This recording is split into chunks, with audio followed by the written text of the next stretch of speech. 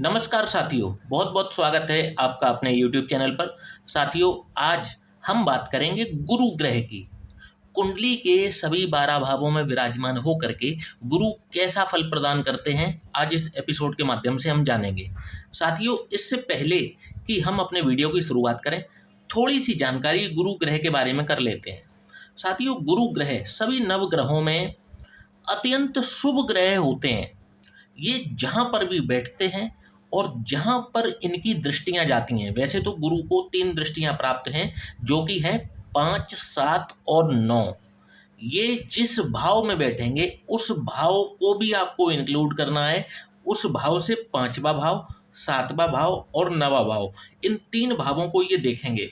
और इनकी दृष्टि में अमृत है। कहने का मतलब है, इनकी दृष्टि जिस भी भाव पर गिरेगी उस भाव से संबंधित अच्छे फल जीवन में वृद्धि करने लगेंगे। और यदि अशुभ भाव पर इनकी दृष्टि पड़ती है तो अशुभ भाव से मिलने वाले बुरे फलों में ये कमी कर देते हैं, मतलब कम बुरे फल मिलते हैं उस भाव के, यदि गुरु की दृष्टि उस भाव पर पड़ रही हो।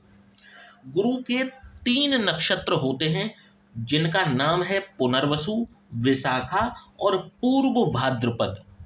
गुरु कर्क राशि में 5 अंश तक उच्च अवस्था में होते हैं और मकर राशि में 5 अंश तक नीच अवस्था में।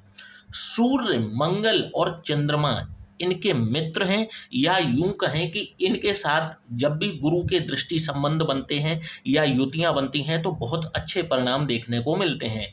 और शुक्र, राहु और केतु, इनसे ये शत्रु भाव रखते हैं। कहने का मतलब है, इनके साथ युति में जब भी ये होंगे तो खराब परिणाम देखने में आते हैं। शनि और बुध से ये समभाव रखते हैं, मतलब न्यूट्रल ओपिनियन इनका रहता है, ठीक ठाक रिजल्ट आते हैं। तो साथियों, और थोड़ी जानकारी करते हैं। गुरु जो कि विद्या के कारक हैं, गुरु जो कि मोटापे के भी कारक हैं, लाइफ स्टाइल डिसीजेस के भी कारक गुरु ग्रह हैं। आप कितनी डिग्रियां हासिल करेंगे, जीवन में कितनी पढ़ाई करेंगे, गुरु की स्थिति पर निर्भर करता है।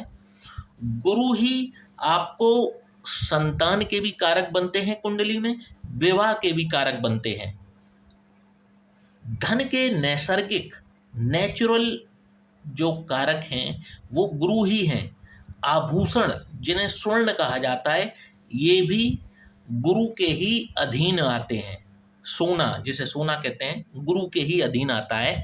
अच्छी गुरु की अवस्था यदि कुंडली में होगी, व्यक्ति को आभूषण, स्वर्ण, इन सब से जीवन इनका परिपूर्ण रहेगा। और गुरु की स्थिति जब भी खराब होगी, ऐसे व्यक्ति को इन चीज़ों में कमी देखने को मिलेगी। किन चीज़ों में? विद्या में, संतान में, विवाह में, आभूषणों में, धन में। ऐसा व्यक्ति जो है संपन्न नहीं रह पाता यदि गुरु की स्थिति खराब हो। आइए देर न करते हुए अपने वीडियो की शुरुआत करते हैं और जानते हैं कि गुरु जब भी लग्न में विराजमान हो तो कैसा परिणाम दिखाते हैं। लग्न मतलब प्रथम भाव। जब भी लग्न में गुरु विराजमान होंगे तो ऐसा व्यक्ति अनुशासित ढंग से जीवन जीना पसंद करता है। ऐसे लोगों के वो पास भी जाना पसंद नहीं करता जो अनुशासन का पालन ना करते हों। अच्छे विचारों वाला होता है, अच्छे आचरण करने वाला होता है।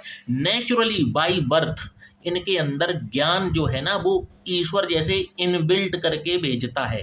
कहने का मतलब है, इनकी उम्र भले ही आपको 5 वर्ष की दिख रही हो, चाहे ये बालक हो, ऐसा जातक चाहे अपनी बाल्यावस्था में हो, परंतु ऐसे बालक के अंदर भी जो मैच्योरिटी लेवल होगा वो 20 साल आगे का, यानी कि बालक होगा 5 साल का, बात करेगा 25 साल के युवक जैसी। और जब इसकी आयु 25 साल की होगी तो ये बात करेगा बिल्कुल मैच्योर्ड 50-60 वर्ष की, जो व्यक्ति आयु पा चुके हों, इतना तजुर्बे की बात ऐसा व्यक्ति करता है। लग्न में जब भी गुरु विराजमान होते हैं, 30 वर्ष की आयु के बाद व्यक्ति को मोटापा घेरता है। लग्न में गुरु बली कहे जाते हैं। पंचम दृष्टि संतान भाव पर पड़ती है। पुत्र संतान के कारक भी गुरु होते हैं, तो पुत्र संतान की प्राप्ति, गुरु ग्रह की दृष्टि जब भी पंचम भाव पर पड़ेगी तो बहुत हद तक इनको संतान, और वो भी पुत्र संतान की प्राप्ति निश्चित रूप से होती है। सप्तम दृष्टि विवाह स्थान पर पर पड़ती है तो जीवन साथी के साथ में इनके संबंध मधुर रहते हैं जीवन भर। और नवम दृष्टि इनकी भाग्य स्थान पर पड़ती है। व्यक्ति धर्म कर्म में रुचि लेने वाला होता है और व्यक्ति का भाग्य जब भी उसको सबसे ज़्यादा अपने भाग्य की जरूरत होगी, ऐसे व्यक्ति का भाग्य साथ देता है। साथियों, बात करेंगे गुरु ग्रह जब भी द्वितीय भाव में विराजमान हो तो कैसा परिणाम दिखाएंगे। द्वितीय भाव होता है धन, कुटुंब और वाणी का, यानी कि कैश मनी, आपका परिवार, आप द वे ऑफ टॉकिंग, आप किस तरीके से बात करते हैं, आपकी वाणी। जब भी गुरु यहाँ पर विराजमान होंगे, ऐसा व्यक्ति बहुत ही अट्रैक्टिव, बहुत ही आकर्षक पर्सनैलिटी का होता है। बाहर से ये सुंदर तो होते ही होते हैं, इनकी जो आंतरिक सुंदरता है यानी कि इनके विचार, वो भी बहुत ही सुंदर यानी बहुत ही महत्वपूर्ण होते हैं। वाणी इनकी इतनी मधुर होती है कि कोई ना कोई इनका ज्ञान, इनकी वाणी सुनने के लिए इनके आसपास विद्यमान रहना पसंद करता है। शादी के बाद इनको मोटापे का शिकार होते हुए देखा जाता है। अपने बलबूते पर ये जीवन में अकूत संपत्ति अर्जित करते हैं, जिसको कि हम यदि कहें वेल्थ क्रिएट करते हैं, अपने लिए करते हैं, अपनी आने वाली पीढ़ी के लिए करते हैं। इनकी जो संतान होती है, उस संतान को इनसे हेरिडिटी के रूप में मोटापा जरूर पहुंचता है। साथियों, बात करेंगे गुरु यदि पराक्रम भाव में विराजमान हो जाएं तो कैसा रिजल्ट दिखाएंगे। तृतीय भाव में जब भी गुरु किसी व्यक्ति के विराजमान होंगे, ऐसा व्यक्ति अंतर्मुखी होता है या यूं कहें इंट्रोवर्ट होता है। बहुत आसानी से किसी के साथ में ना तो ज़्यादा बोलता चालता है, ना ही ज़्यादा घुलता मिलता है। अपना ज़्यादातर समय उसको पढ़ाई लिखाई में, अध्ययन करने में बिताना पसंद होता है। विद्या प्राप्ति के लिए हो सकता है कि इनको कुछ समय के लिए स्कूल या कॉलेज के दौरान अपनी माता से दूर रहना पड़े। आगे चल करके ये धर्म कर्म में रुचि लेते हैं और आध्यात्मिक ऊंचाइयों पर भी पहुंचते हैं। जब भी गुरु तृतीय भाव में विराजमान होते हैं, यहाँ से विवाह स्थान को आशीर्वाद देते हैं। ऐसे व्यक्तियों का विवाह भी अच्छा वैवाहिक जीवन ऐसे व्यक्ति को मिलता है। बहुत ज़्यादा पाप प्रभाव में यदि विवाह स्थान ना हो तो जीवन भर शादी भी चलती है और इनके अपने जो जीवन साथी के साथ संबंध है वो भी मधुर बने रहते हैं जीवन भर। क्योंकि गुरु ना तोड़ने का काम नहीं करते हैं, गुरु करते हैं जोड़ने का काम। गुरु की दृष्टि विवाह स्थान पर विवाह को जीवन भर सुरक्षित रखने का कार्य करती है। साथियों, बात करेंगे गुरु यदि चतुर्थ भाव में विराजमान हो तो कैसा परिणाम दिखाएंगे। चतुर्थ भाव आपकी माता का भाव है, आपके सुखों का भाव है। भूमि, भवन, वाहन, ये सभी चतुर्थ भाव से ही देखे जाते हैं। जब भी गुरु यहाँ पर विराजमान होते हैं, ऐसे व्यक्ति के अंदर काम की अग्नि, यानी कि अगर बात की जाए, ऐसा व्यक्ति कामुक हो सकता है और इसी काम वासना के चक्कर में ये कई महत्वपूर्ण अवसर जीवन में खो देते हैं, गलत संगत में पड़ते हुए देखे जाते हैं। आकर्षक व्यक्तित्व के धनी होते हैं, इनकी पर्सनैलिटी बहुत अट्रैक्टिव होती है और इनकी जो विद्या है वो किसी और फील्ड में होती है और इनका जो व्यवसाय है या कार्य क्षेत्र है वो किसी और फील्ड में। जैसे आपने पढ़ाई करी, मान लीजिए आपने इंजीनियरिंग की पढ़ाई की, अब आपको नौकरी करनी चाहिए और आप व्यापार करने लगे। मेरा कहने का मतलब ये है कि विद्या ये किसी और क्षेत्र में प्राप्त करते हैं और ये कार्य किसी और क्षेत्र में करते हैं। इनको या तो संतान देरी से प्राप्त होती है या फिर इनको संतान से सदैव किसी न किसी प्रकार का कष्ट अवश्य प्राप्त होता है। साथियों, बात करेंगे पंचम भाव की। जब भी गुरु पंचम भाव में विराजमान हो, जो कि विद्या का भाव है, आपके प्रेम का भाव है, रोमांस का भाव है, आपकी संतान का भाव है, आपकी शिक्षा का भाव है, मनोरंजन का भाव है, शेयर मार्केट का भाव है, यहाँ से आकस्मिक धन की प्राप्ति को देखा जाता है। जब भी गुरु यहाँ पर विराजमान होते हैं तो ऐसा व्यक्ति जो है धर्म में जरूरत से ज़्यादा रुचि लेता है और इनका कार्य भी किसी ऐसी ही फील्ड में होता है जहां पर ये अपनी आजीविका किसी को कंसल्टेंसी दे करके चलाते हैं। इनकी आजीविका जो है किसी को कंसल्टेंसी दे करके चलाते हैं। कई बार इनका जो प्रोफेशन है वो शिक्षा के क्षेत्र में भी हो सकता है, क्योंकि देखिए शिक्षा का ही भाव है। जब भी गुरु आकर के शिक्षा में बैठ गए हैं तो ऐसे व्यक्ति का या तो कंसल्टेंसी से आजीविका चलेगी, या फिर शिक्षा के क्षेत्र से ये अपनी आजीविका कमाते हैं। प्रसिद्धि का योग यहाँ पर बैठ करके गुरु इनके लिए जरूर बनाते हैं, ये फेमस हो जाते हैं। आकस्मिक धन, अचानक से मिलने वाला धन इनको समय समय पर प्राप्त होता रहता है, और इनको एक श्रेष्ठ संतान मिलती है जो इनके नाम को अवश्य रोशन करती है। कहने का मतलब है, गुरु जब भी पंचम भाव में विराजमान होंगे, ऐसे व्यक्ति की जो संतान होगी वो अपने पिता का या अपनी माता का नाम अवश्य रोशन कर देती है एक ना एक दिन। साथियों, बात करेंगे गुरु यदि किसी के छठवें भाव में विराजमान हो, जो कि रोग, रिपु और ऋण का भाव है, जब भी गुरु यहाँ विराजमान होते हैं, ऐसा व्यक्ति अंदर से कुछ और होता है, बाहर से कुछ और होता है। ये कभी भी अपने दिल की बात किसी के सामने जाहिर नहीं करते। बहुत अच्छे सलाहकार होते हैं, परंतु यदि इनकी सलाह किसी को माननी हो तो थोड़ा सा अपना दिमाग लगा करके ही इनकी सलाह माने। ये एक दूरदर्शी व्यक्ति होते हैं। ये आजकल की नहीं बल्कि 10 वर्ष बाद की प्लानिंग करके पहले से ही सुनिश्चित हो जाते हैं। इनका जो शारीरिक गठन है वो दुबला होता है या छरहरा होता है। संतान पर ये खर्च बहुत ज़्यादा करते हैं।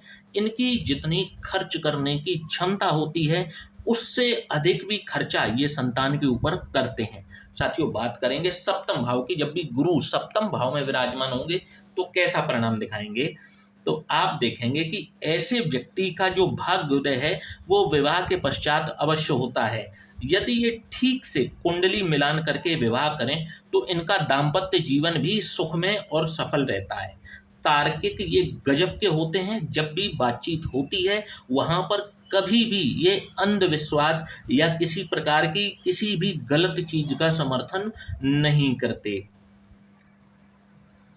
मैनेजर से लेके सीईओ तक, अर्थात जिस संगठन में ये अपने कैरियर की शुरुआत करते हैं उसमें ये शिखर पर अवश्य पहुंचते हैं। यात्रा करने के प्रेमी होते हैं और जन्म स्थान से दूर जाकर के ही इनका भाग्योदय होता है। साथियों, बात करेंगे अष्टम भाव की। जब भी गुरु बृहस्पति अष्टम भाव में विराजमान होंगे तो कैसा परिणाम दिखाएंगे। ऐसा व्यक्ति जिसके गुरु अष्टम भाव में हो, चरित्र का बहुत ही पक्का होता है।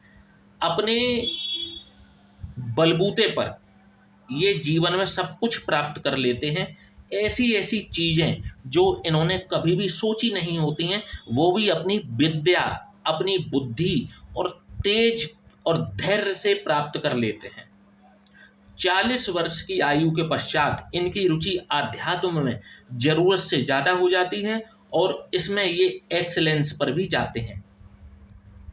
ऐसे व्यक्ति को अपने बहुत ही निकट के मित्रों से धोखा अवश्य मिलता है। साथियों, बात करेंगे गुरु की। गुरु जब भी नवम भाव में होंगे तो कैसा परिणाम दिखाएंगे। नवम भाव जो कि भाग्य का भाव है, जब भी गुरु यहाँ पर विराजमान होते हैं ऐसे व्यक्ति को स्पष्ट रूप से मोटापे का सामना करना पड़ता ही है।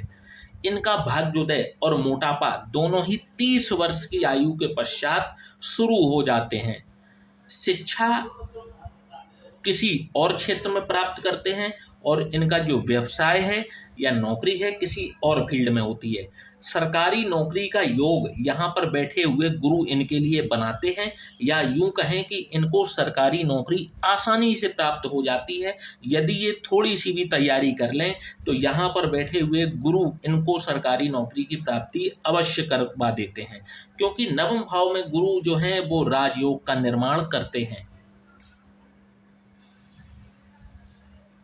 ऐसा व्यक्ति रिस्क लेकर के यदि व्यापार करता है तो व्यापार में भी ऐसे व्यक्ति को सफलता जरूर मिलती है। इनको यदि हम रिस्क प्रेमी कह दें तो बिल्कुल भी गलत नहीं होगा। दशम स्थान में जब भी गुरु विराजमान होंगे तो कैसा परिणाम दिखाएंगे। ऐसे व्यक्ति जिसका गुरु दशम भाव में हो, चाहे ऐसे व्यक्ति के अंदर ज्ञान की कमी ही क्यों ना हो, जितना भी ज्ञान इनके पास है उस ज्ञान का ये प्रैक्टिकल उपयोग जरूर करते हैं। चरित्र को ये भी अपने संभाल करके रखते हैं। पूरा जीवन इनका लग्जरी में बीतता है। ये ना तो अन्याय करते हैं किसी के ऊपर, ना ही किसी का अन्याय सहन करते हैं, बल्कि ये सबको न्याय दिलाने का कार्य भी करते हैं। बात करेंगे गुरु बृहस्पति यदि किसी के एकादश भाव में विराजमान हो तो कैसा परिणाम दिखाएंगे। जब भी किसी के गुरु एकादश भाव में विराजमान हो, ऐसा व्यक्ति चाहे स्त्री हो चाहे पुरुष हो, मोटापे की वजह से अपनी सुंदरता खो बैठता है। चाहे ये कितने भी सुंदर क्यों ना हो, परंतु मोटापा जो है इनकी सुंदरता को खराब कर देता है। विद्या और व्यवसाय इनका भी अलग अलग होता है। कई बार ये शिक्षा किसी और क्षेत्र में प्राप्त करते हैं, व्यवसाय किसी और क्षेत्र में करते हैं, या ये भी देखने में आया है कि ये ज़्यादातर जो है शिक्षा के क्षेत्र में होते हैं, परंतु उस क्षेत्र को बीच में छोड़ करके किसी दूसरे क्षेत्र में प्रवेश कर जाते हैं। सरकारी नौकरी का इनको भी जरूर प्रयास करना चाहिए, क्योंकि यहाँ पर बैठ करके गुरु इनको राजयोग प्रदान करते हैं। शादी के पश्चात इनके भी एक्स्ट्रा मैरिटल अफेयर के योग स्पष्ट रूप से बनते हैं। साथियों, बात करेंगे गुरु बृहस्पति यदि किसी के द्वादश भाव में विराजमान हो तो कैसा परिणाम दिखाएंगे। द्वादश भाव जो कि व्यय का भाव है, विदेश का भाव है, जब भी यहाँ पर गुरु विराजमान होते हैं, ऐसा व्यक्ति आलस्य के कारण अपना लक्ष्य प्राप्त नहीं कर पाता और कई महत्वपूर्ण अवसर ये आलस्य के कारण खो बैठते हैं। बातचीत कम करते हैं, मितभाषी होते हैं, कंजूस भी ये गजब के होते हैं, गजब के कंजूस होते हैं। ऐसे व्यक्ति अपने आप में खोए रहते हैं। इनको लिखना पढ़ना पसंद होता है, किसी ना किसी प्रकार का एक पर्टिकुलर साहित्य ये या तो स्वयं लिखते हैं, पढ़ते हैं, यात्रा करने के प्रेमी होते हैं। यहाँ पर जब भी गुरु विराजमान होते हैं, एक बात स्पष्ट रूप से देखी जा सकती है कि ये आपके शत्रुओं को कम करते हैं। यहाँ पर बैठे हुए गुरु बृहस्पति यदि आपने कर्ज ले रखा है तो कर्ज से भी आपको राहत दिलाते हैं, आपके शत्रुओं को शांत करते हैं यहाँ पर विराजमान गुरु, और आपको कंपटीशन में सफलता दिलाने का कार्य भी यहाँ पर करते हैं। साथियों, आशा करता हूँ कि आज का ये एपिसोड आपके किसी न किसी ज्ञान में वृद्धि निश्चित रूप से करेगा। तो वीडियो को लाइक और चैनल को सब्सक्राइब करना बिल्कुल भी ना भूलिएगा। जय श्री राम।